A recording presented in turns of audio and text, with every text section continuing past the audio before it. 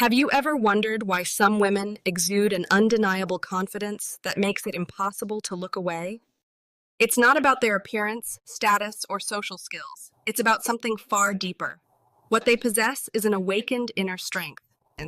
In today's video, we're unlocking the secret to true confidence, the kind that comes from embracing your authentic self.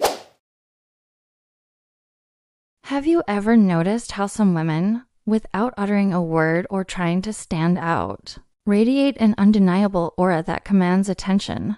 It's not about their looks, their status, or how social they are.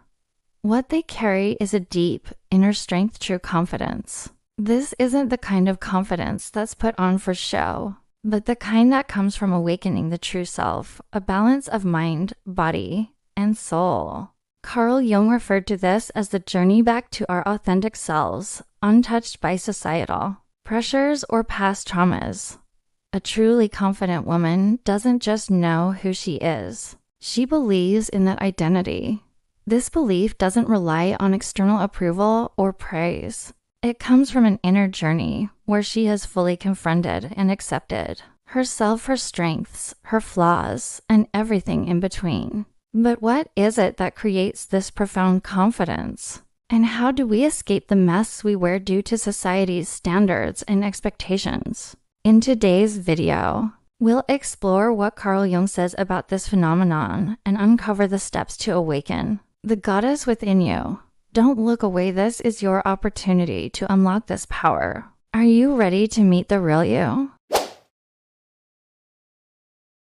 Self-trust. Do you truly trust yourself? Not in those moments when you look stunning or share a perfectly curated post on social media, but when you're by yourself with only the mirror for company. The harsh truth is, many of us don't fully trust ourselves, even if we appear composed and confident on the outside. Doubt lurks when the roles we play fall away. At night, when no one is around, those moments of self-doubt can creep in. We question our choices, our emotions, even our existence. Carl Jung suggested that we face a crisis not of religion or morality today, but one of identity. We are disconnected from our true selves, and when that connection fades, self-trust, the foundation of confidence, starts to crumble. Imagine being a lighthouse in a foggy sea. If your light is powered from within, you can stand strong no matter the storm. But if it's fueled by external validation, you'll lose your way when challenges come. When you place the power to define yourself in the hands of others, you lose sight of your inner guidance. Doubt takes hold, and you become vulnerable to outside influences. You question your worth based on others' opinions. Over time, small actions like procrastinating on a goal, ignoring your intuition, or staying in situations that drain you undermine your self-trust. As Jung said, when we live behind a social mask, we lose connection with the authentic, untamed self. True self-trust isn't about pretending to be perfect or striving to impress. It's about staying rooted in your truth, regardless of what others think. A woman with self-trust doesn't need to perform. Her silence speaks volumes, and her energy commands respect because it is grounded in authenticity. How many times have you known what you should do, but failed to follow through? How many times has your body sent you signals, but you ignored them? Every time you break a promise to yourself, you weaken that inner trust. To rebuild it, you need to listen to your body, your intuition, and honor your inner voice. Every woman carries two energies within her, the goddess energy and the wounded energy. The goddess energy nurtures, radiates, and attracts. It's not about being soft or submissive, but about possessing an inner strength and peace that makes others feel safe and valued. This energy is not about seeking validation because she already knows her worth. She doesn't need to compete or perform. She simply is. On the other hand, the woman operating from her wounds is constantly in reaction mode. She might appear powerful, but deep down she fears abandonment, rejection, or not being chosen. She seeks external validation to feel seen or worthy. Her sense of identity is tied to past trauma, and she reacts from those wounds rather than her authentic self. Jungian psychology tells us that a woman in goddess energy has reconciled with her inner world, accepting both her light and shadow. She's walked through her struggles and emerged with understanding. In contrast, a woman stuck in wound energy is ruled by fear and insecurity. She repeats unhealthy patterns and struggles with self-doubt because she's never healed those past wounds. Imagine two women entering a room. One is calm, composed, and carries herself with grace. You can't help but be drawn to her. The other, though equally attractive, feels tense and unsure.